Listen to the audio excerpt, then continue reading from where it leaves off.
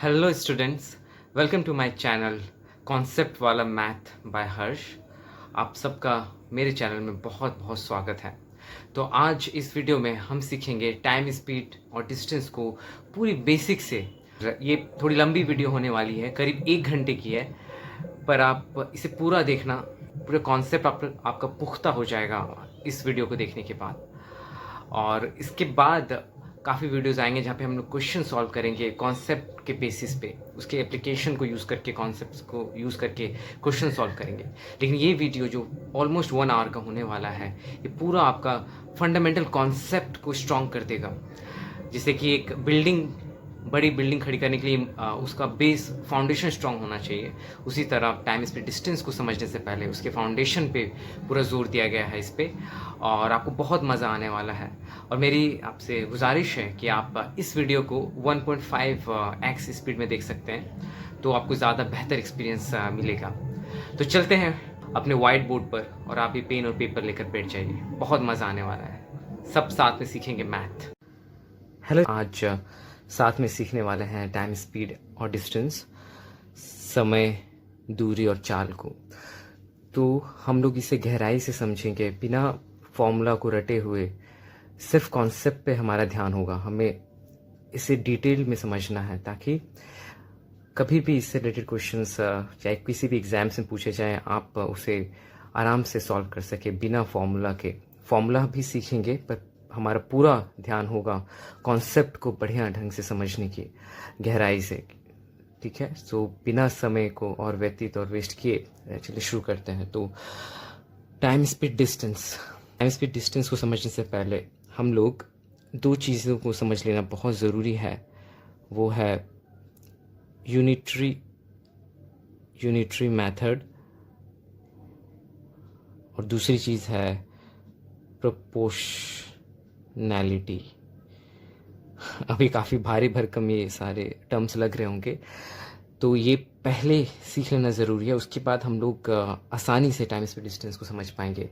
ये दोनों pre requisite है। प्रोपोर्शनलिटी बहुत ज़रूरी है, इसके फंडामेंटल कॉन्सेप्ट को समझ लेना, फिर हम आसानी से टाइम स्पीड डिस्टेंस की तरफ बढ़ेंगे। तो चलिए शुरू करते हैं, कि करके हैं समझना, ज़्यादा वक्त नहीं जाएगा। मुझे पता है कि काफ़ी लोगों को ये चीज़ें पता होंगी, पर मैं ऐसी उम्मीद रख रहा हूँ कि सब ज़ीरो से शुरू कर रहे हैं, तो साथ में सीखेंगे। पहले यूनिटरी मेथड, फिर प्रोपोर्शनलिटी साथ में। ये होते क्या है? तो पहली बात रही यूनिटरी मेथड की। सो यूनिटरी का मतलब होता है यूनिट, एक यूनिट में किसी चीज़ को व्यक्त करना, उसे यूनिटरी मेथड कहते हैं। तो इसे एक बढ़िया एग्जाम्पल से समझेंगे। मान लीजिए आप दुकान गए और आपने 10 किलो चावल ख़रीदा, ठीक है, 10 kg राइस, और आपने उसके लिए 180 रुपये दुकानदार को दिए। ठीक है, तो बताइए 1 किलो चावल का दाम कितना होगा? 10 किलो चावल का दाम 180 था, तो 1 किलो चावल का दाम कितना होगा? जाहिर सी बात है कम होगा, क्योंकि आपने 10 किलो का 180 दिया है, तो अब सिर्फ 1 किलो का आपको अगर पे करना हो तो कितना कम करना होगा? आपको 10 गुना कम पैसे पे करने होंगे। सही, करेक्ट। 10 किलो का दाम 180 है, तो 1 किलो का 10 गुना कम होगा, इसलिए 10 से हम इसे भाग दे देंगे, तो कितने होंगे? ₹18 पर केजी। ठीक है, सो यही यूनिटरी मेथड है। यहाँ पे हम आंसर निकालते हैं राइट हैंड साइड में, और यहाँ पे किसके टर्म्स में निकालते हैं वो लिखते हैं। तो यहाँ पे इसके टर्म्स में निकाले, 10 किलो चावल का दाम 180 है, तो 1 किलो का इतना होगा, ₹18 प्रति किलो। तो ये 10 को 1 में जो कन्वर्ट किया, यही एक यूनिट है, एक यूनिट में कन्वर्ट कर दिया गया, इसे ही यूनिटरी कहते हैं। यूनिटरी, या 1 किलो का दाम पता कर लिया। अब इससे फ़ायदा क्या होगा कि आपसे जो भी पूछा जाएगा, आप उसका आंसर आसानी से निकाल लोगे। जैसे कि अब 1 किलो का दाम आपको पता चल गया कि ₹18 है राइस का, तो आपसे राइस का दाम कितना होगा? 20 किलो राइस का दाम कितना होता है? आपको क्या करना है, आपको पता है कि 1 किलो का दाम ₹18 है, तो 20 किलो का कितना होगा? 20 गुना ज़्यादा होगा, बस। तो हो जाएगा 300 60 रुपये। तो यही फ़ायदा है यूनिटरी मेथड का। आपने एक में कन्वर्ट कर दिया क्वेश्चन को, और अब शायद 35 किलो राइस का दाम भी पूछा जाएगा आपसे, तो आप तब भी निकाल लोगे। कोई भी वैल्यू यहाँ पे आती जाएगी, आपको उससे गुणा कर देना है।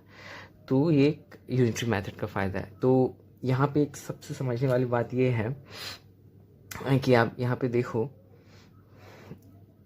जब ये 10 किलो राइस था तो 180 रुपये पे करना पड़ा आपको, और जब ये 1 किलो राइस हो गया 10 गुना कम पे करना पड़ा आपको, और जैसे ही 20 हो गया तो 20 गुना ज़्यादा पे करना पड़ा। तो हो क्या रहा है, आप देखोगे तो यहाँ पे 10 गुना कम हो गया, या क्वांटिटी राइस की क्वांटिटी 10 गुना कम हो गई, तो प्राइस भी 10 गुना कम हो गई, प्राइस भी 10 गुना कम हो गई।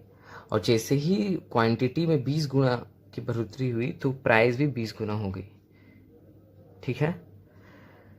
तो यहाँ पे एक इम्पॉर्टेंट कॉन्सेप्ट है कि जो क्वांटिटी है, आपकी क्वांटिटी जो राइस की है वो डायरेक्टली प्रोपोर्शनल हो गई प्राइस जो राइस की है।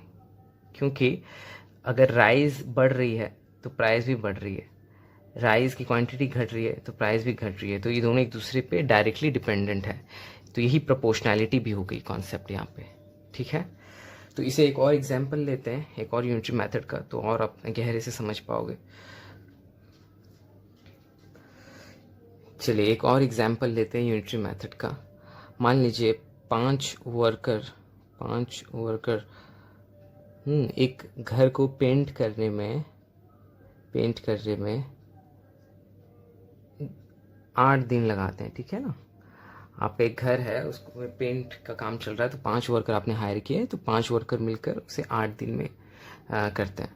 तो हम यूनिटरी मेथड का रूल ये है कि जो भी यहाँ दिया हुआ है उसको हम 1 यूनिट में कन्वर्ट कर लेंगे, 1 यूनिट में। तो 1 वर्कर का क्या हो जाएगा, 5 वर्कर 8 दिन लगाता है, तो 1 वर्कर को कम लगेगा या ज़्यादा, यही सवाल आपसे पूछना। आप अपने आप से पूछोगे कि 5 वर्कर 8 दिन में कर रहा है, तो 1 वर्कर को कम लगेगा या ज़्यादा। इस प्योर कॉमन सेंस है यहाँ पे कि 5 वर्कर कर रहे तो इतना लगेगा। वर्कर की संख्या तो कम हो गई ना, वर्कर तो कम, एक ही इंसान को अब सारा पेंट का काम संभालना पड़ेगा, तो ज़्यादा लगेगा। और ज़्यादा के लिए क्या करेंगे, गुणा। और कितनी गुना ज़्यादा वक्त अब लगेगा, कितनी गुना ज़्यादा वक्त लगेगा, 5 गुना ज़्यादा वक्त लगेगा, क्योंकि 5 गुना वर्कर की संख्या यहाँ घट गई है। तो 5 सब गुना कर दोगे तो इतने डेज, तो 40 डेज लगने लगेंगे। ठीक है। अब वही मान लीजिए अब 8 वर्कर आ जाते हैं, तो आपसे पूछा गया 8 वर्कर इस काम को आप कितने दिन में करेंगे, कितने दिन में पेंट का काम हो जाएगा। तो आप 8 वर्कर कर लो, तो अब 1 से 8 हो गए। सो अब 1 से 8 की तरफ जाना है। तो अब बताइए, 1 वर्कर इस काम को 40 दिन में कर रहे थे, तो अब 8 वर्कर कितने करेंगे। 1 वर्कर को तो ज़्यादा मेहनत करनी पड़ेगी, तो 8 वर्कर 8 गुना कम वक्त लेगा, सब अपना एफर्ट डालेंगे ना, तो 8 गुना कम वक्त लेगा। तो 8 गुना कम वक्त लेगा, तो कम के लिए भाग, तो 40 डेज था तो उसको 8 से आप भाग दे दोगे, तो आ जाएगा, डिवाइड कर दोगे तो 5 डेज में ही अब काम हो जाएगा 8 वर्कर की वजह से। तो अब यहाँ पे नोटिस करिए, अब यूनिटरी मेथड का ये बेसिक कॉन्सेप्ट है। एक यूनिट में कन्वर्ट करते हैं और इसके टर्म्स में यहाँ आंसर निकालते हैं। ये आंसर राइट हैंड साइड में हमारा आता है। ठीक है। तो ये यूनिटरी मेथड हो गया। अब यहाँ पे प्रोपोर्शनैलिटी को देखते हैं कैसे काम कर रहा है। जब वर्कर 5 थे तो 8 दिन लग रहे थे, जैसे ही वर्कर 5 गुना कम हो गए तो वक्त 5 गुना ज़्यादा लगने लगा। राइट। जैसे ही 5 गुना वर्कर की संख्या कम हुई, यहाँ पे वक्त ज़्यादा लगने लगा कामों करने में। और जैसी वर्कर की संख्या 8 गुना हो गई तो अब वक्त यहाँ उल्टा होकर 8 गुना कम लगने लगा। तो आप ध्यान दोगे, जैसे ही वर्कर की संख्या कम हो रही है समय ज़्यादा लग रहा है, वर्कर की संख्या ज़्यादा हो रही है तो समय कम लग रहा है। तो इस केस में क्या हो रहा है, जो आपके जितने वर्कर हैं या जितने मैन काम कर रहे हैं, जितने वर्कर काम कर रहे हैं वो कैसे रिलेशन है इनके साथ, टाइम के साथ। यहाँ पे डायरेक्टली है क्या, नहीं, डायरेक्टली नहीं है, यहाँ उल्टा हो रहा है। यहाँ पे क्या हो रहा है कि जैसे ही वर्कर बढ़ रहे हैं तो समय कम लग रहा है, और जैसे वर्कर कम हो रहे हैं समय ज़्यादा लग रहा है। तो ये इन्वर्सली प्रोपोर्शनल है। ठीक है। इन्वर्सली प्रोपोर्शनल है। ये प्रोपोर्शनल का साइन हम देते हैं इस तरह से, इन्वर्सली मतलब उल्टा, डिवाइड में आ गया। तो वर्कर जैसे बढ़ रहा है टाइम कम लग रहा है, वर्कर जैसे घट रहे हैं टाइम ज़्यादा लग रहा है। ठीक है। तो ये हो गया हमारा कॉन्सेप्ट। यूनिटरी मेथड और प्रोपोर्शनैलिटी का बेसिक कॉन्सेप्ट। मैं और डिटेल में नहीं जा रहा हूँ क्योंकि ये टॉपिक टाइम स्पीड डिस्टेंस पे है। मैं बाद में चल के इन दोनों टॉपिक्स पे भी वीडियोस बना दूंगा, लेकिन इतना इनफ नॉलेज देते रहा हूँ जिससे आपको आसानी हो टाइम स्पीड डिस्टेंस को गहराई से और डीपली समझने में। तो ये हो गया यूनिटरी मेथड, प्रोपोर्शनैलिटी। और बस एक चीज़ बिफोर ये शुरू करने से पहले मैं थोड़ा यूनिट्स के बारे में बात करना चाहूँगा। तो हाँ, तो हम लोग इम्पोर्टेंस से समझने की कोशिश करेंगे यूनिट्स की, राइट। यूनिट्स क्या होते हैं, यूनिट्स को समझना बहुत ज़रूरी है। और मैथ्स में हर जगह यूनिट्स में हम लोग ऑपरेट करते हैं, तो यूनिट का बहुत बड़ा महत्व है। यहीं पे स्टूडेंट्स चूक कर जाते हैं। तो जैसे कि मैंने कह दिया है कि राम के पास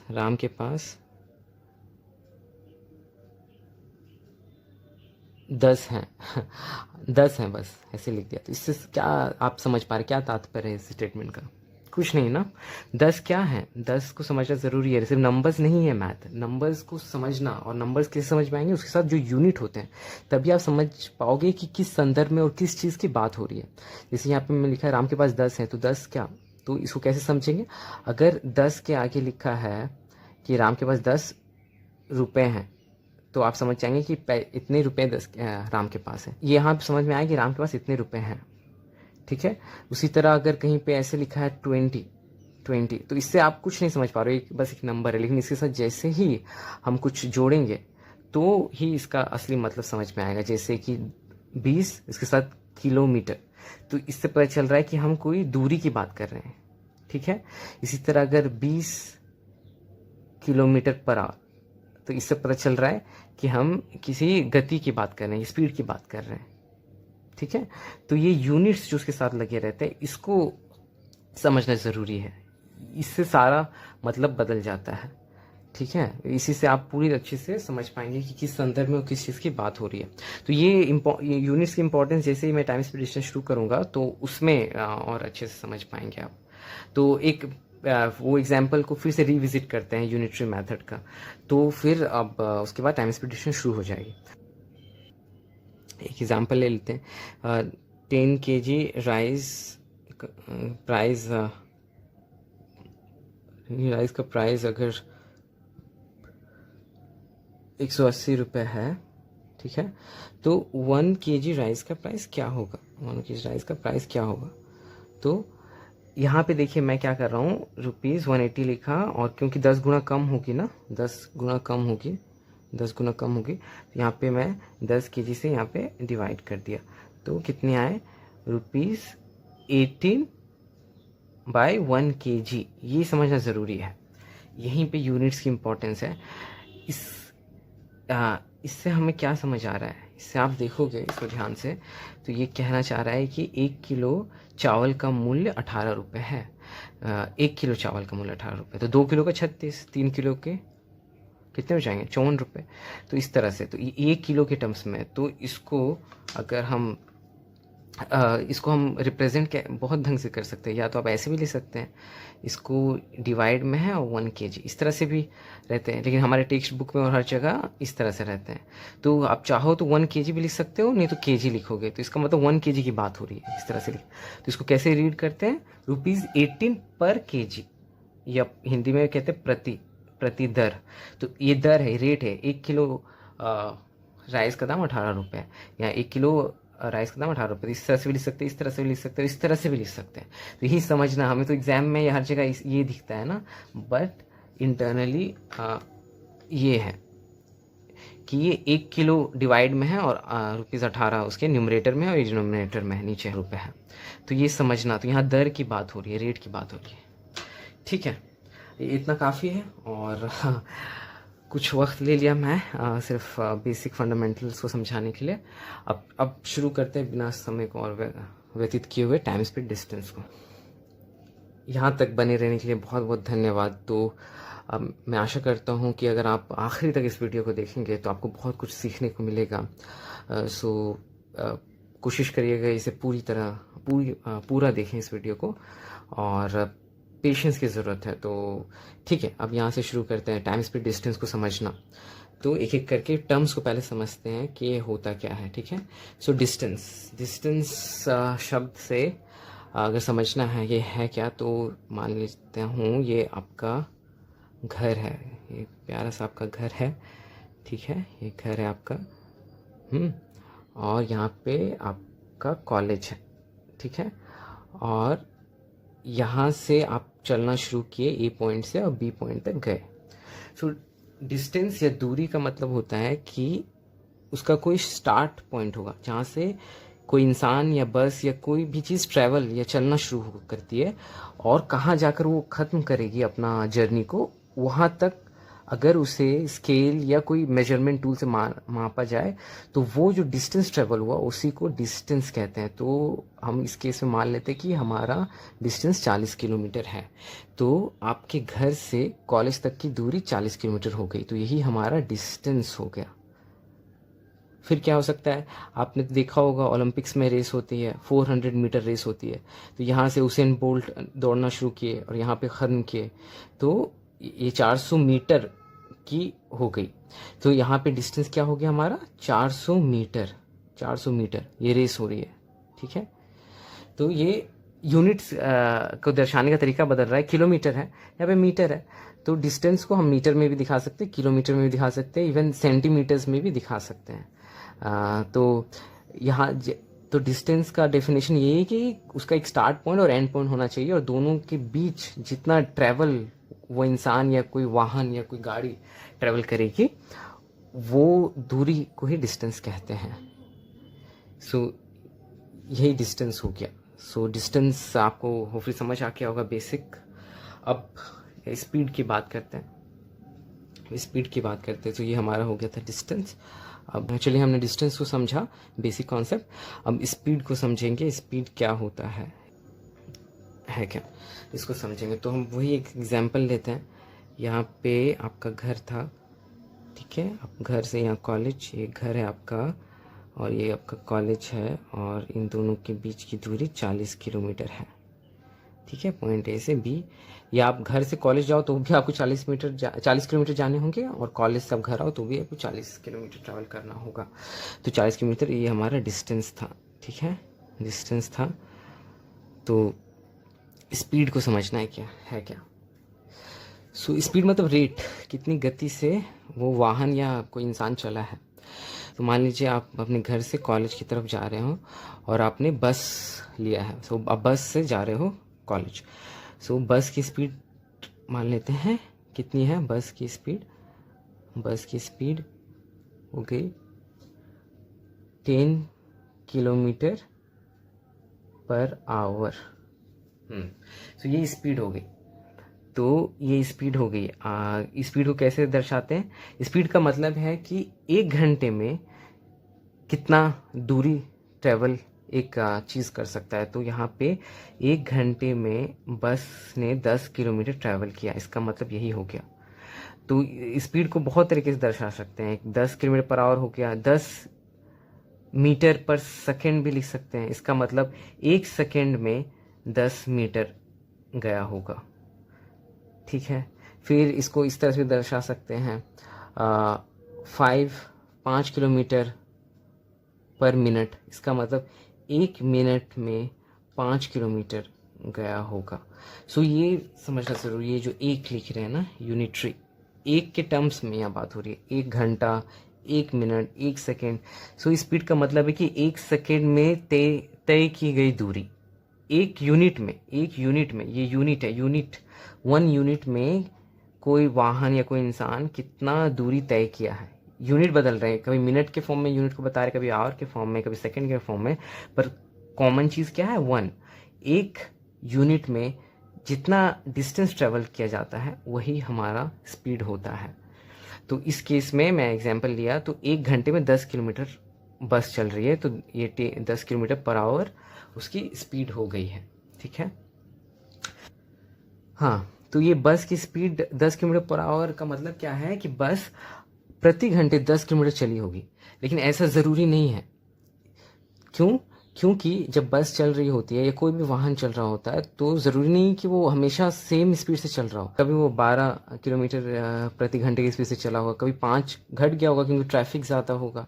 जब ट्रैफिक कम होगी तो इस स्पीड से चला होगा, जब ट्रैफिक ज़्यादा हो गई होगी तो इस स्पीड से चला होगा। कभी बस के स्टॉपेजेस होते रहे, बस स्टॉप्स में रुकती है तो वहाँ पे 2 मिनट रुकी होगी, इस तरह से। तो ये जो पूरा जो है ये एक्चुअल स्पीड नहीं होता है, इसको कहते हैं एवरेज स्पीड।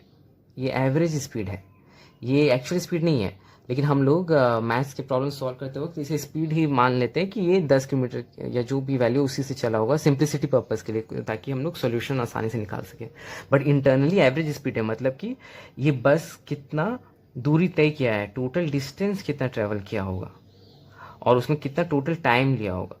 यही इसका ये फॉर्मूला नहीं है, ये मैं समझाना भी चाह रहा हूँ कि टोटल डिस्टेंस मतलब कि मान लीजिए बस यहाँ से चलना शुरू की और 5 किलोमीटर चली, फिर यहाँ पे 2 मिनट रुकी, फिर 2 किलोमीटर चली होगी, फिर यहाँ पे ट्रैफिक आया तो और स्लो होकर 1 किलोमीटर चली होगी, फिर ट्रैफिक कम हो गई होगी तो 6 किलोमीटर चला होगा। तो ये पूरा डिस्टेंस टोटल जब करोगे वो ऊपर आएगा और नीचे आएगा टाइम। टाइम में सब आएगा, वेटिंग टाइम, जब बस रुकी हुई थी वो भी टाइम काउंट होगा, जब ट्रैफिक में थी बस तो भी काउंट होगा। तो जब दोनों को डिवाइड करोगे तो ये वैल्यू आएगी 10 किलोमीटर पर आवर। समझे? सो एवरेज स्पीड मतलब ये नहीं कि हमेशा 10 की, प्रैक्टिकली पॉसिबल ही नहीं है राइट। हमेशा बस कम ज़्यादा स्पीड होती रही, कोई भी आप कार में बैठे हो, बाइक में हो, स्कूटी में हो, साइकिल में हो, इवन कम ज़्यादा वो होती रहती है। लेकिन सिंप्लिसिटी पर्पस के लिए हम एवरेज स्पीड को स्पीड बोल देते हैं और इसी से क्वेश्चन को सॉल्व करते हैं। तो ये छोटा सा फ़र्क था और इम्पोर्टेंट फ़र्क था जो मैं आपको समझाना चाहता था। तो ये हमारा हो गया स्पीड, डिस्टेंस और स्पीड को हमने बेसिक कॉन्सेप्ट समझ लिया है कि वो होते क्या हैं। और अब बात करेंगे टाइम की। ठीक है, तो हम वही एग्जाम्पल में आ जाते हैं। आपका घर यहाँ है और आपको कॉलेज जाना है और दूरी उनकी बीच की 40 किलोमीटर है। तो टाइम, टाइम क्या है? टाइम मतलब कि आपको कितना वक्त लगेगा इस दूरी को जाने में। तो हम आते हैं स्पीड के पास समझने के लिए। तो स्पीड हमने माना था कि आप बस में बैठे हो और उसकी स्पीड है 10 किलोमीटर प्रति घंटा, मतलब 1 घंटे में 10 किलोमीटर, तो 2 घंटे में 20 किलोमीटर, इस तरह से।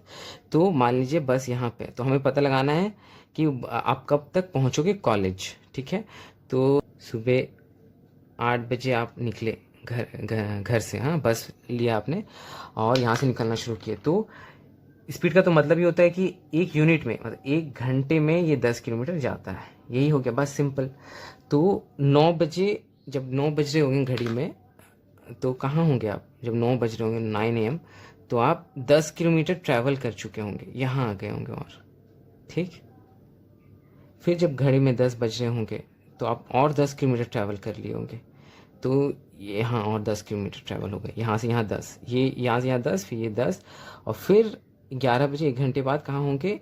और 10 किलोमीटर आपने ट्रैवल कर लिया होगा। और एक घंटे बाद जब 12 बज रहे होंगे तो और 10 किलोमीटर ट्रैवल कर लिया होगा।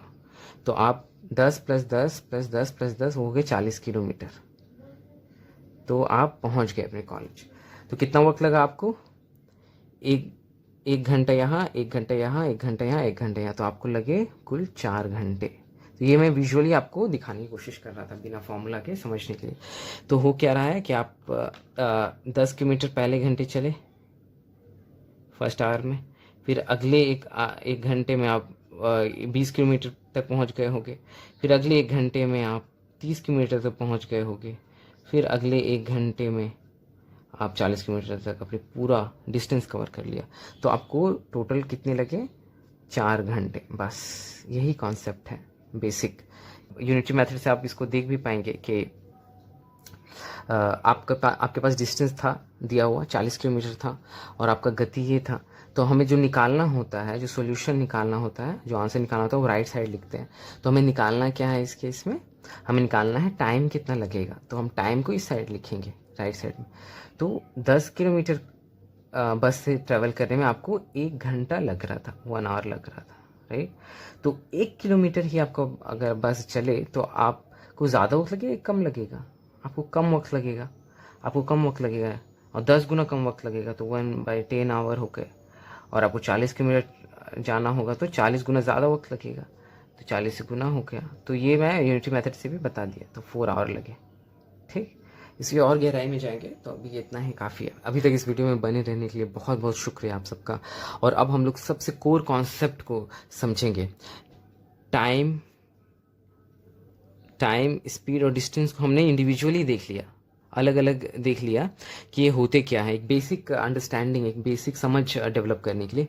लेकिन अब हम देखेंगे कि ये तीनों एक दूसरे से कैसे रिलेटेड है, इन तीनों के बीच रिलेशनशिप क्या है, ये तीनों कैसे एक दूसरे से डिपेंडेंट है, एक दूसरे पे कैसे निर्भर है। तो ये सबसे इम्पॉर्टेंट और कोर कॉन्सेप्ट है इस टाइम स्पीड डिस्टेंस का। तो यहाँ पे बहुत ध्यान अपना बना के रखिएगा और बहुत मज़ा आने वाला है। आप बने रहिए यहाँ पे और इसको समझते हैं। तो चलिए एक एक्सपेरिमेंट करते हैं। एक्सपेरिमेंट क्या करते हैं, घर से या कॉलेज जा रहे हैं जो भी आप मान लीजिए, और 40 किलोमीटर की अभी दूरी रखी है हमने।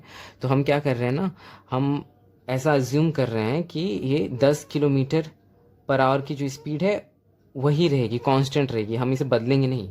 मतलब हम बहुत से सिनेरियो लेंगे, ये बहुत से केसेस लेंगे। केस ए लिया जहाँ पे मैं देख रहा हूँ कि हम घर से कॉलेज की तरफ जा रहे हैं और 40 किलोमीटर की दूरी ट्रैवल करनी है और स्पीड जो है वो 10 किलोमीटर की रहने वाली है। फिर हम क्या देखेंगे, फिर हम पॉइंट ले लेते हैं। अब सिंप्लिसिटी के लिए पॉइंट ए से पॉइंट बी जाएंगे और इसकी दूरी 60 किलोमीटर है, ठीक है। और फिर एक और केस देखेंगे, यहाँ पे देख लेंगे कि हम ए से बी जा रहे हैं और यहाँ पे दूरी हो गई है 80 किलोमीटर। फिर ए से बी जा रहे हैं और दूरी हो गई है 160 किलोमीटर। सो ये सारे केसेस हम एक एक्सपेरिमेंट करने वाले हैं कि जब हम डिस्टेंस को 40 किलोमीटर रखे थे, फिर डिस्टेंस को बढ़ा दिया गया, 60 किलोमीटर कर दिया गया, फिर 80 किलोमीटर कर दिया गया, फिर 160 किलोमीटर कर दिया गया, तो क्या परिवर्तन हो रहा है, कैसे तीनों एक दूसरे पे निर्भर हो रहे हैं। और हम एक कंडीशन लिए हुए हैं कि स्पीड कांस्टेंट है, स्पीड यहाँ पे बदल नहीं रहा है, वो फिक्स है, 10 किलोमीटर, हर केस में 10 किलोमीटर रहने वाला है। तो कैसे चीज़ें बदलेंगी, तो इसको समझेंगे यहाँ पे। डिस्टेंस, ठीक है, डिस्टेंस, एक डिस्टेंस का कॉलम हो जाएगा और दूसरा कॉलम आ जाएगा हमारा क्या बोले, क्योंकि स्पीड को तो हमने रोक कर रखा है, सेम रखा है, कांस्टेंट है, तो डिस्टेंस हो गया और यहाँ पे कितना वक्त लगने वाला है, ठीक है।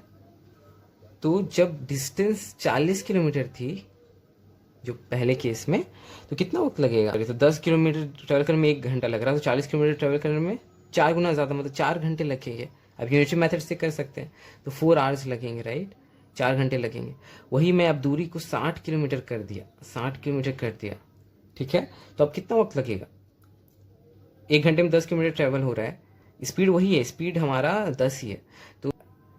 तो हाँ, यहाँ पे 10 किलोमीटर ट्रैवल करने में 1 घंटे लग रहे हैं, तो 1 किलोमीटर ट्रैवल करने में कितने लगेंगे, 1/10, तो 60 किलोमीटर ट्रैवल करने में कितने लगेंगे। सिंपल यूनिटी मेथड कर रहे हैं तो इससे 60 से गुना हो जाएगा, तो ये आ जाएगा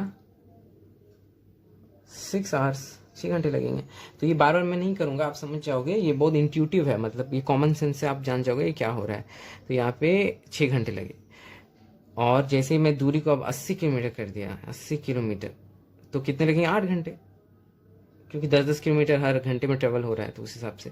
फिर अब दूरी हो चुकी है 160 किलोमीटर, तो 160 किलोमीटर हो चुकी है, तो यहाँ पे देखिएगा अब 16 घंटे लगेंगे, ठीक है। अब यहाँ पे मज़े की बात है, मज़ेदार बात है। अब यहाँ पे आप देखोगे, यहाँ पे देखोगे एक बहुत इंटरेस्टिंग सी चीज़ हो रही है। जब आप जब डिस्टेंस 40 किलोमीटर था तो 4 घंटे लगे, जैसे ही डिस्टेंस को आपने बढ़ाया तो आप देखोगे समय भी बढ़ा। जैसे ही आपने फिर डिस्टेंस को बढ़ाया तो समय 6 घंटे से 8 घंटा हो गया। जैसे ही आप डिस्टेंस को 80 से 160 किलोमीटर किया, फिर समय 8 घंटे से 16 घंटा हो गया। तो ये तो बढ़ भी रहा है, ये बढ़ रहा है, ये तो हमें समझ में आ रहा है, और उतनी ही गति से बढ़ रहा है, उतनी ही प्रोपोर्शनैलिटी से बढ़ रहा है। यहाँ पे देखोगे 40 से 60 हुए तो ये 1.5 गुना हो गया, ये 1.5 गुना हो गया, और ये भी 4 से 6 घंटे हो गए तो ये भी 1.5 गुना हो गए, ये भी 1.5 गुना हो गए, ठीक है। अब यहाँ से आप देखोगे, यहाँ से 40 से 80 हो गया, यहाँ पे आप देखोगे डिस्टेंस 40 से 80 किलोमीटर हो गया, तो ये 2 गुना हो गया, सिंपल 40 से 80 किलोमीटर हो गया। और समय भी 2 गुना हुआ है, 4 घंटे से यहाँ पे 8 घंटे हो गए, तो समय भी 2 गुना हो गए। फिर जब 80 किलोमीटर से 160 किलोमीटर हुए तो डिस्टेंस भी 2 गुना बढ़ा और समय भी 8 घंटे से 16 घंटा हो गया, समय भी 2 घंटा बढ़ा। तो इससे क्या समझ में आई, यहाँ पे दो चीज़ समझ में आ रही है। और अब उल्टा भी देखो, अब यहाँ से भी आप देख सकते हो कि जब अब हम उल्टा चलते, जब 160 किलोमीटर था तो 16 घंटा लगा, जब 80 किलोमीटर था तो कम, जब हम डिस्टेंस अब उल्टा देख रहे हैं, हाँ कुछ हम नया नहीं कर रहे हैं, अब हम उल्टे चलेंगे, हाँ उल्टे समझेंगे कैसे हो रहा है। तो यहाँ पे आप जैसे 160 थे तो 16 घंटा लगा, और जैसे जब 80 किलोमीटर आपने आधा कर दिया ना, आधा हो गया डिस्टेंस, तो समय भी आधा लगने लगा मज़े की बात है ना। फिर 80 किलोमीटर है, तो अगर मैं इसको ना देखे, क्योंकि कैलकुलेशन समझना पड़ेगा, इससे बेहतर कि हाफ हाफ वाला ही देख लेते हैं, समझ में ज़्यादा आएगा ना, कॉन्सेप्ट समझने से मतलब है अभी। तो यहाँ पे जैसे ही मैंने डिस्टेंस को 160 से 80 किया किलोमीटर, तो हमारा समय भी 16 घंटे से 8 घंटे हो गया, तो ये भी आधा हो गया, यहाँ आधा हो तो ये भी आधा हो गया। जैसे फिर डिस्टेंस 80 किलोमीटर से 40 किलोमीटर हो गई, आधा हो गई, तो हमारा समय भी यहाँ से देखेंगे ना 8 घंटे से, तो 8 घंटे से 4 घंटे हो गए, ये भी आधा हो गया। तो इससे दो चीज़ें पता चली हमें कि यहाँ पे क्या हो रहा है, जब हम डिस्टेंस को बढ़ा रहे हैं तो टाइम भी बढ़ रहा है, और जैसे डिस्टेंस घट रही है उसी तरह टाइम भी घट रही है। तो ये तो घटना बढ़ना सेम हो रहा है, सेम मैग्नीट्यूड से। और दूसरी बात है कि मैग्नीट्यूड जितनी गुना डिस्टेंस बढ़ रही है उतनी गुना ही टाइम बढ़ रही है। अगर ये 2 टाइम्स डिस्टेंस बढ़ रही है तो 2 टाइम्स टाइम भी बढ़ रही है, और डिस्टेंस अगर 2 टाइम्स कम हो रही है, 2 टाइम्स डिवाइड हो रही है, 2 गुना कम हो रही है, तो टाइम भी 2 गुना कम हो रही है। तो यहीं पे प्रोपोर्शनैलिटी हो गई। तो इसका मतलब क्या हो गया, हमने क्या बोला था कि कांस्टेंट क्या है इस केस में, कांस्टेंट है हमारा स्पीड, और बाकी ये दोनों बदल रहे थे। आप देख सकते हो जैसे जैसे ये बदल रही है वैसे वैसे टाइम बदल रही है, लेकिन ये हमने कांस्टेंट रखा था। एक्सपेरिमेंट कर रहे थे कि कैसे ये दोनों चेंज होते हैं जब इसे हम सेम रखते हैं हर सिनेरियो में, ABCD में, ठीक है। हाँ, तो अब तक हमने देखा कि स्पीड कांस्टेंट था और डिस्टेंस और टाइम इक्वली बढ़ और घट रहे थे सेम मैग्नीट्यूड से। सो हम एक रिलेशनशिप स्टेब्लिश कर सकते हैं इस एक्सपेरिमेंट से। हाँ, तो अभी तक जो एक्सपेरिमेंट किया हमने, कि हमने क्या किया, स्पीड को कांस्टेंट रख दिया, स्पीड को क्या किया, कांस्टेंट कर दिया, जो स्थिर है, जो बदल नहीं रहा है। और इसको जैसे ही हमने कांस्टेंट रखा तो इससे हमें एक बड़ी ज़बरदस्त एक्सपेरिमेंट का पता चला कि डिस्टेंस और टाइम अपने आप में कैसे बिहेव करते हैं। तो हमें बिहेवियर से क्या पता चला कि डिस्टेंस जितनी गति से बढ़ता है उतनी गति से स्पीड भी, टाइम भी बढ़ जाती है, राइट, टाइम बढ़ रही थी। और जितनी डिस्टेंस कम हो रहा था उतना गुना टाइम भी कम लग रहा था। तो ये दोनों डायरेक्टली प्रोपोर्शनल हो गए, ये दोनों डायरेक्टली प्रोपोर्शनल हो गए। जब डिस्टेंस यहाँ पे 40 किलोमीटर थी तो 4 घंटे लग रहे थे, डिस्टेंस जब 60 किलोमीटर हो गया तो 6 घंटे लग रहे थे। तो इस तरह से दोनों डायरेक्टली डिपेंडेंट है, इसलिए यहाँ प्रोपोर्शनल साइन लग गया। सो दोनों सेम तरह से बढ़ और घट रहे हैं एक दूसरे के मुकाबले, तो distance directly proportional to time हो गया। और हम क्या करेंगे कि ये जो मैथ का सिंबल है प्रोपोर्शनैलिटी, इसको हटाने के लिए इज इक्वल टू लगा देते हैं, इसको रिप्लेस इज इक्वल टू से कर देते हैं, और यहाँ पे कांस्टेंट आ जाता है, कांस्टेंट गुणा यहाँ पे टाइम आ जाएगा। बस हमने कुछ नहीं किया, हमें बस प्रोपोर्शनैलिटी हटा के इज इक्वल टू कांस्टेंट लिख दिया।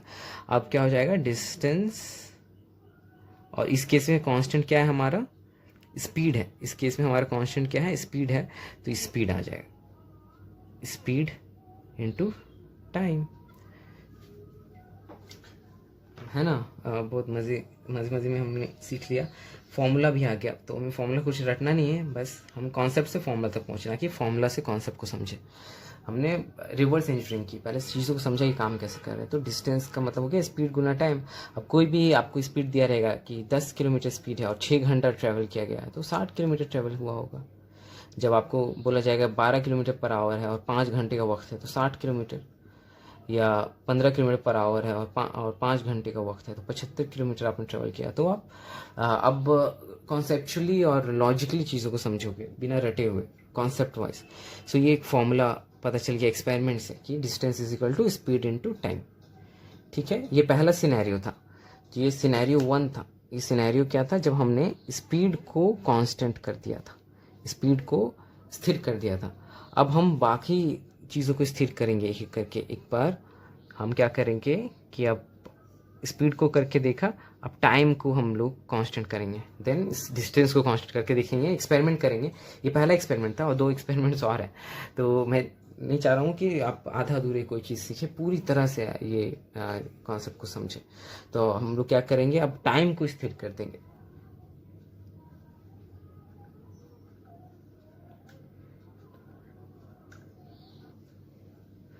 चलिए, तो अब हम क्या करेंगे, पिछले केस में क्या किया था, स्पीड को 10 किलोमीटर पर आवर सेट कर दिया था, फिक्स कर दिया था। इस केस में क्या करेंगे, टाइम को हम लोग कांस्टेंट कर देंगे, फिक्स कर देंगे, स्थिर कर देंगे। और हमने मान लिया कि 4 घंटे का ही पूरा जर्नी है, मतलब 4 घंटे में ही आपको ए से बी जाना है। तो 4 घंटा हमने फिक्स कर दिया, और ये एक्सपेरिमेंट 2 है, एक्सपेरिमेंट 1 कंप्लीट हो गया।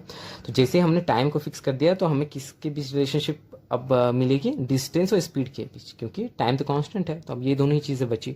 तो डिस्टेंस और स्पीड को हम समझेंगे कि कैसे वो अब काम करेगा। ठीक है, तो चलिए, तो कैसे देखेंगे, मान लेते हैं कि इसमें केस ए जहाँ पे 40 किलोमीटर आपको ट्रेवल करना था। तो 40 किलोमीटर आपको ट्रेवल करना था, और 4 घंटे आपके पास फिक्स है, 4 घंटे लगे। 40 किलोमीटर जाने में आपको 4 घंटे लगे। तो स्पीड क्या होता है, स्पीड तो बताया था, यूनिटरी होता है। एक यूनिट में, एक घंटे में, या एक मिनट में, एक सेकेंड में कितनी दूरी तय की गई है, वही स्पीड है। तो हमें पता है कि 4 घंटे में 40 किलोमीटर की दूरी तय हो रही है। तो एक यूनिट में देखेंगे तो कितने हो जाएंगे, 4 गुना कम, तो 40/4, तो 10 किलोमीटर पर आवर। तो यहाँ पे हो जाएगी 10 किलोमीटर पर आवर। ठीक है, अब हम क्या करेंगे, इसको डिस्टेंस को बढ़ा देते हैं। डिस्टेंस को हम लोग क्या करेंगे, बढ़ा देंगे। तो बढ़ाकर डबल कर दिया, मान लेते हैं 80 किलोमीटर कर दिया। कितनी गति होगी, तो अब ये कॉमन सेंस है कि 40 किलोमीटर 4 घंटे में इंसान तय कर रहा था, तो अब उसे उतनी वक्त में अब ज़्यादा दूरी तय करना है ना। पहले 40 किलोमीटर ही तय करना था, अब डबल दूरी तय करना है। तो क्या हो जाएगी, तो ज़्यादा स्पीड को बढ़ाना पड़ेगा। और कितना बढ़ाना पड़ेगा, अब 80 को आप 4 से भाग दोगे तो 20 किलोमीटर पर आवर हो जाएगी। तो ये भी बढ़ानी पड़ेगी, क्योंकि अब ज़्यादा दूरी उसी समय में तय करना है। फिर मान लीजिए मैंने फिर डबल कर दिया, अब 160 किलोमीटर, वही 4 घंटा ही हमारे पास है। अब क्या ज़्यादा वक्त लगेगा, कम लगेगा, ज़्यादा लगेगा। तो कितना लगेगा, 160 किलोमीटर अब तय करना है आपको 4 घंटे में। तो आप इससे डिवाइड करोगे तो 40 किलोमीटर पर आवर। ठीक है, फिर यहाँ पे एक इंटरेस्टिंग चीज़ आप देख पाओगे हो रही है। क्या हो रहा है, जैसे ही आपने डबल किया ना डिस्टेंस को, वैसे ही आपको स्पीड भी बढ़ानी पड़ी, क्योंकि आपके पास टाइम तो फिक्स है, आपको 4 ही घंटा में ज़्यादा दूरी तय करना है। तो आपको ऑब्वियसली आपको बाइक या स्कूटर जिससे भी आप जा रहे हो उसकी स्पीड को उतनी गुना बढ़ाना होगा, तभी तो आप पहुँच पाओगे। फिर जैसे ही आपने 80 से 160 किया, 2 गुना कर दिया, तो ये भी 2 गुना बढ़ा। उसी तरह आप उल्टे चलते हैं, 160 किलोमीटर तय करने में ये 40 किलोमीटर स्पीड की दरकार थी, और जैसे ही आप स्पीड को 2 गुना कम कर देते हो, आधा कर देते हो, तो अब 160 की जगह अगर आपको 80 किलोमीटर ही तय करना होता तो आपको उतना कम स्पीड से आप चलानी है गाड़ी को। फिर 80 किलोमीटर से 40 किलोमीटर में जाना है, मतलब आधा दूरी और तय करना है, तो और आधा स्पीड की ज़रूरत होगी। तो यहाँ पे क्या सिद्ध हो जा रहा है, जैसे ही हमारे केस में अभी कांस्टेंट क्या है, इस केस में हमारे पास टाइम है। तो डिस्टेंस और स्पीड के बीच क्या रिलेशनशिप हम देख पा रहे हैं कि दोनों डायरेक्टली प्रोपोर्शनल है, दोनों सेम तरह से बिहेव कर रहे हैं। तो अब हमने सीखा था कि प्रोपोर्शनैलिटी के साइन को हटाने के लिए इज इक्वल टू आएगा, और उसके साथ एक कांस्टेंट आ जाता है, कांस्टेंट इनटू स्पीड हो जाएगा। ठीक है, और डिस्टेंस क्या हो जाएगी, फिर डिस्टेंस हो जाएगी, कांस्टेंट क्या है इसके, इसमें टाइम, तो टाइम गुणा स्पीड। ये फिर सिद्ध हो गया वो हमारा फॉर्मूला। ठीक है, ये भी आ गया। सो आप टाइम इंटू स्पीड बोलो या स्पीड इंटू टाइम, दोनों बराबर है। या आप 5 को 10 से गुना करो या 10 को 5 से गुना करो, बात तो बराबर है। या 12 को 8 से गुना करो या 8 से 12 को गुना करो, बात बराबर है। तो आप पिछले केस में क्या था, स्पीड इंटू टाइम, इस केस में क्या है, टाइम गुना स्पीड। तो आगे पीछे हो सकता है क्योंकि ये कम्यूटेटिव है, तो आगे तो सेम ही फॉर्मूला आ गया। सो ये एक्सपेरिमेंट 2 था, और अब हम चलेंगे अपने आखिरी एक्सपेरिमेंट में जो और इंटरेस्टिंग होने वाली है। तो प्लीज़ बने रहिए एक्सपेरिमेंट 3 के लिए।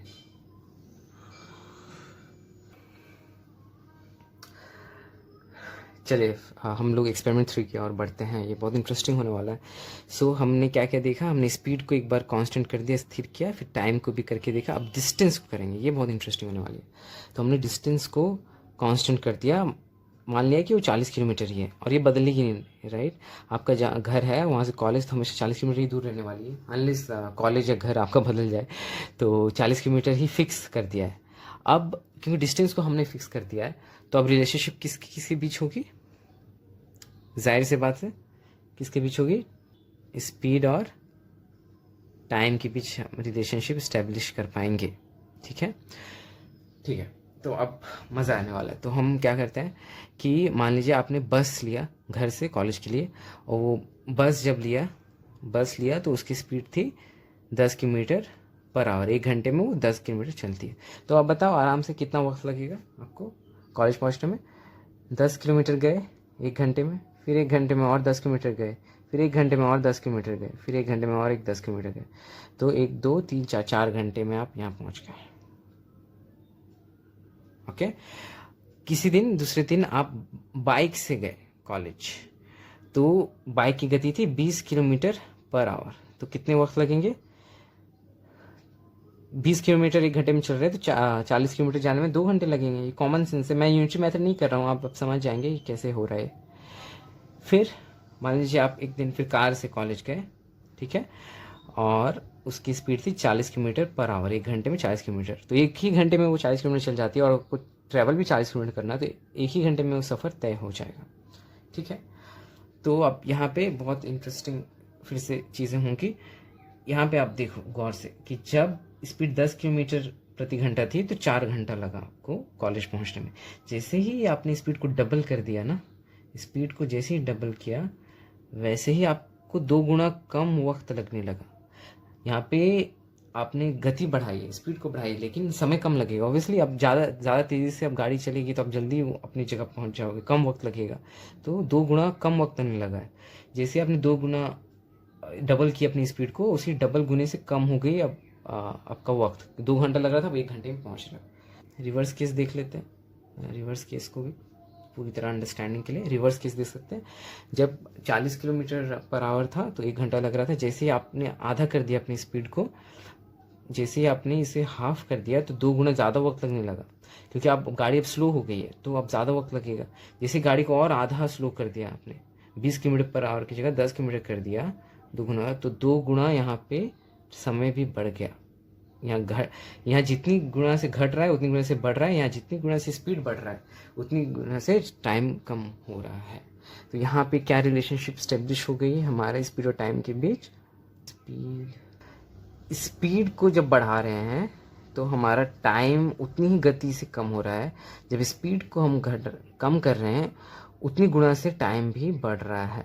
तो क्या डायरेक्टली प्रोपोर्शनल है? नहीं। क्यों?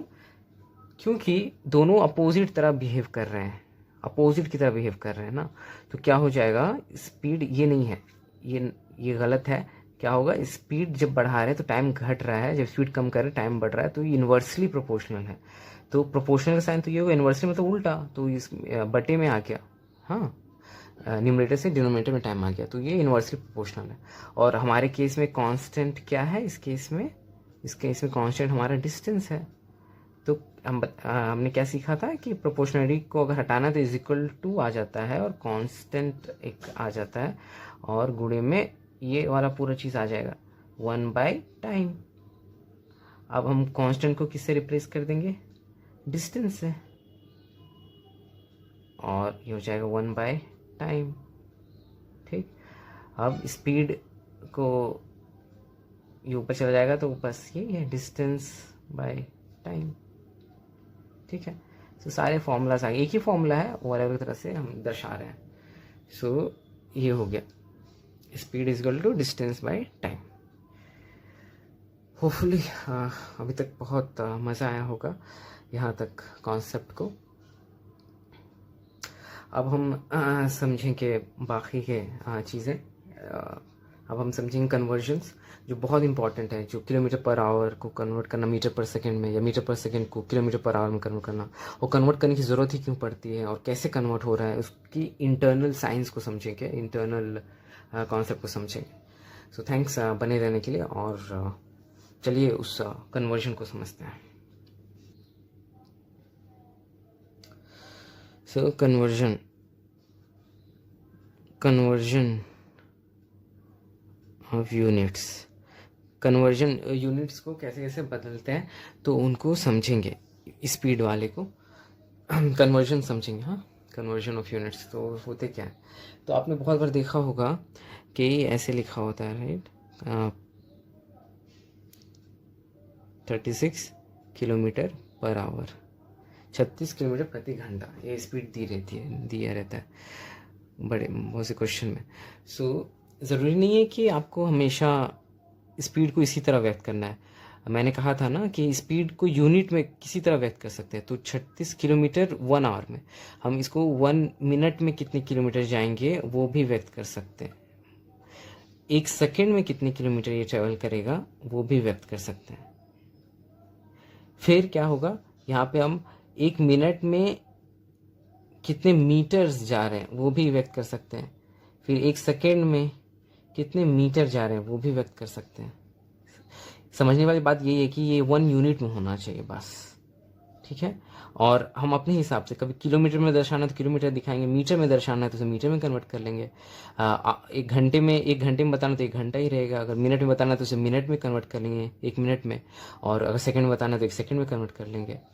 तो ये है फंडामेंटल कि आप कुछ याद नहीं रखना है, आपको बस समझना है कि पूछा क्या जा रहा है, आपको क्या करने के लिए कहा जा रहा है, आप उसके हिसाब से लॉजिक लगाओगे। तो यहाँ पे हम लोग समझने की कोशिश करते हैं, यही एग्जांपल लेते हैं। तो हमें दिया गया है कि 36 किलोमीटर पर आवर है, इसको बताओ कि कितने मीटर पर सेकेंड में आएंगे। यही चीज़ मीटर पर सेकेंड में व्यक्त करने के लिए आपको कहा गया है। तो आप कैसे करेंगे, इसके लिए आपको क्या करना है कि देखना है कि 36 है और ये मीटर है, तो यहाँ पे 36 किलोमीटर है और उसे मीटर में कन्वर्ट करना है, सिंपल। तो आपको पता है कि 1 किलोमीटर में 1000 मीटर होते हैं ना, 1 किलोमीटर में 1000 मीटर होते हैं, इसलिए यूनिटी मेथड शुरू में बताया था। तो 1 किलोमीटर में 1000 मीटर होते हैं, तो हमें 36 किलोमीटर तक जाना है, तो कैसे करेंगे, 36 हो गया और इसको गुणा करना होगा 1000 मीटर से, ठीक है, 1000 मीटर से। तो और हम कैसे इसको लिखेंगे, तो हम कुछ अलग नहीं कर रहे हैं, तो हम कुछ अलग नहीं कर रहे हैं, हम क्या कर रहे हैं कि 36 है, अभी इसके बारे में छोड़ दीजिए, हम एक एक करके कन्वर्ट करेंगे। तो किलोमीटर को कन्वर्ट कर रहे हैं, तो क्या कर रहे हैं, किलोमीटर को मीटर में कन्वर्ट कर रहे हैं, हमें चाहिए मीटर पर सेकेंड में आंसर ना। तो यहाँ पे 1000 किलोमीटर था, ये मीटर में बदल चुका है, लेकिन अभी आवर में ही है। सो हमें एक चीज़ तो कन्वर्ट हो गया, मीटर हो गया, ये सेकेंड में चाहिए हमें, अभी आर में है, 1 घंटे में अब इतने मीटर जा रहे हैं, इसका मतलब 1 घंटे में इतने मीटर अब आप ट्रेवल कर रहे हैं। तो आपको बताना 1 सेकेंड में कितने मीटर ट्रेवल होंगे, ये 1 घंटे में इतने मीटर जा रहे हैं, तो 1 सेकेंड में कितने होंगे, तो कैसे समझेंगे आप, आपको पता है कि ये पता है ना आपको कि 1 घंटा है, तो इसको मिनट में कितने, 1 घंटे में कितने मिनट होते हैं, 60 मिनट होते हैं, और 60 मिनट में 3600 सेकेंड होते हैं। तो यहाँ पे आप क्या करोगे कि इसको किससे डिवाइड कर दोगे, 3600 सेकेंड से डिवाइड कर दोगे। ये 1 घंटे को हम लोग सेकेंड में कन्वर्ट करते हैं। तो जब आप इसको सॉल्व करोगे तो यहाँ पे आएगा 5 और 18। सो यही है, आप 36 को 5/18 से हमेशा गुणा करोगे, 5/18 से 36 को हमेशा 5/18 से गुणा करोगे। तो इसको गुणा करोगे तो 2 आएगा, यहाँ पे 10 मीटर पर सेकेंड कन्वर्ट हो गया। तो ये रटना नहीं है 5/18, ये कैसे आया ये समझना था। तो होपफुली आपको समझ में आया होगा कि ये काम कैसे कर रहा है। अब हम इसे उल्टा सिचुएशन लेते हैं, डिफरेंट केस। तो हम लोग 20 मीटर पर सेकेंड को किलोमीटर पर आवर में हमें जानना है कि 1 सेकेंड में 20 मीटर कोई वाहन चलता है, तो 1 घंटे में वो कितने किलोमीटर चल रहा होगा। तो एक एक करके कन्वर्ट करेंगे, पहले मीटर को किलोमीटर में करेंगे, फिर सेकेंड को आवर में करेंगे। तो कैसे करेंगे, हमें ये तो पता है, हमें तो पता है कि 1000 मीटर में 1 किलोमीटर होती है, तो 1 मीटर में 1000 गुणा कम किलोमीटर होगी, तो 1000 से डिवाइड हो जाएगा। तो हम क्या करेंगे, 20 मीटर को 20 मीटर को किलोमीटर में कैसे कन्वर्ट होगा, तो 20 उसे 1000 से भाग कर देंगे, तो ये हो गया किलोमीटर, ठीक। और ये कन्वर्ट हो गया, मीटर से किलोमीटर में कन्वर्ट हो गया। अब सेकंड को आर में करना है, तो 1 सेकंड को आर में 1 घंटे में करना है, तो 1 सेकंड और आवर में। तो हमें पता है कि 1 घंटे में कितने सेकंड होते हैं, 3600 सेकंड होते हैं। तो 1 सेकंड था ना, तो 3600 सेकंड तक हमें जाना है, तो 3600 सेकंड से इसे गुना कर देंगे। और आप जैसे ही इसे सॉल्व करोगे तो यहाँ पे 18 और यहाँ 5 आ जाएगा, तो 20 को 18 और 5 से गुणा करना होगा, तो यही हो जाएगा हमारा किलोमीटर पर आवर। और इसका सॉल्व करोगे तो होगा 72 किलोमीटर पर आवर। तो एक बहुत इंटरेस्टिंग चीज़ यहाँ निकल के आई, जब आप किलोमीटर पर आवर में थे ना, किलोमीटर पर आवर से जब मीटर पर सेकंड में कन्वर्ट किया तो आपको कितने से गुना करना पड़ा, 5/18 से। और जैसे आप मीटर पर सेकंड से किलोमीटर पर आवर रहे हो तो आपको 18/5 से गुना करना पड़ रहा है। और क्यों गुना करना पड़ रहा है ये आपको तो समझ में आ गया होगा। ये हमें एग्ज़ाम में या पेपर देते वक्त याद रखनी पड़ती है ताकि कोई कैलकुलेशन कर सके। आप वैसे थोड़ी करने जाओगे 3600/1000 या 1000/3600। ये तो कॉन्सेप्ट समझाने के लिए मैंने किया। आप किलोमीटर पर आवर से मीटर पर सेकंड में जा रहे हो, मतलब बड़े से छोटे के यूनिट की तरफ जा रहे हो, राइट। किलोमीटर बड़ा यूनिट होता है, मीटर छोटा होता है, आवर बड़ा यूनिट होता है, सेकंड से छोटा होता है। तो क्या हो रहा है, तो जब बड़े से छोटे जा रहे हो तो छोटे फ्रैक्शन से गुना कर रहे हैं। 5/18 बड़ा है या 18/5, 5/18, राइट। इसकी वैल्यू 1 से भी कम आएगी, इसकी वैल्यू 3.35 कुछ आएगी। तो आप छोटे से गुना करोगे, और आप जैसे मीटर से किलोमीटर और सेकंड से आवर में जा रहे हैं तो बड़े फ्रैक्शन से गुना करोगे। तो बड़े से छोटे में जा रहे हैं इसलिए छोटे फ्रैक्शन से गुना, छोटे से बड़े में जा रहे हैं तो बड़े फ्रैक्शन से गुना हो रहा है, ठीक है। तो यही है इसका फंडामेंटल्स। तो एक इम्पॉर्टेंट चीज़, ये 5/18 और 18/5 कब है, जब आपको किलोमीटर पर आवर को मीटर पर सेकेंड या मीटर पर सेकेंड से किलोमीटर पर आवर पर जाना है। लेकिन अगर कॉन्सेप्ट समझना आपको गहराई से तो एग्ज़ाम आप इसके साथ खेल सकते हो। मैथ्स इसलिए गेम की तरह है, आप इसके साथ खेलो और लॉजिक लगाओ, और बहुत मज़ेदार है। जैसे कि अगर मैं आपसे पूछ लिया कि 36 किलोमीटर पर आवर को आपको करना है मीटर पर आवर में, तो अब तो आपके सारे आप जो रट कर गया होगा एग्जाम में वो तो या कंफ्यूज हो जाएगा कि क्या निकालने बोला, क्योंकि उसने रटा था किलोमीटर पर आवर को मीटर पर सेकंड, लेकिन यहाँ आ गया। तो आप देखोगे कि किलोमीटर को सिर्फ बदलने के लिए कहा जा रहा है, किलोमीटर को मीटर में बदलना है, बाकी इसको एज इट इज़ रखना है, आवर ही है। सो पूछा क्या गया है, इसको अगर हम शब्दों के जरिए बताएं कि 1 घंटे में 36 किलोमीटर जाता है, तो 1 ही घंटा है, तो मीटर में बताओ कितना गया होगा। तो क्या होगा, ये 36 किलोमीटर है ना, तो ये हो गया 1 किलोमीटर, और मीटर में तो 1 किलोमीटर में कितने मीटर होते हैं, 1000 मीटर होते हैं। 1000 से आप गुना कर दोगे और ये मीटर हो गया, ये मीटर में कन्वर्ट हो गया बाय आवर। तो क्या हो गया, 36,000 मीटर पर आवर, मतलब 36,000 मीटर 1 घंटे में वो चल रहा है। इस तरह से आप इसके साथ खेल सकते हो। जैसे कि मैं एक और एग्जाम्पल देता हूँ, तो अब मैं उधर चेंज कर देता हूँ। 36 किलोमीटर पर आवर को अगर किसी ने पूछ लिया कि 36 इसे बताओ कि किलोमीटर पर मिनट में बताओ कि 1 घंटे में 36 किलोमीटर कोई जाता है, तो 1 मिनट में वो कितने किलोमीटर जा रहा होगा। तो ये सेम है हमारा, ये सेम है, ये चेंज हो रहा है इस केस में, तो ये सेम है। तो अब यहाँ पता है कि 1 घंटे में, ये 1 घंटे में 36 किलोमीटर जा रहा है, तो 1 मिनट में कितना जाएगा, कम जाएगा ना, क्योंकि 1 घंटे में 60 मिनट होते हैं, तो 1 घंटे में 60 गुना कम जाएगा। तो क्या हो जाएगा, 36 को आप डिवाइड कर दोगे 60 से, तो इतना किलोमीटर पर 1 मिनट, मतलब 1 मिनट में इतना जा रहा है। तो इसको जब करोगे तो 6/10 तो 0.6 किलोमीटर पर मिनट, ठीक है।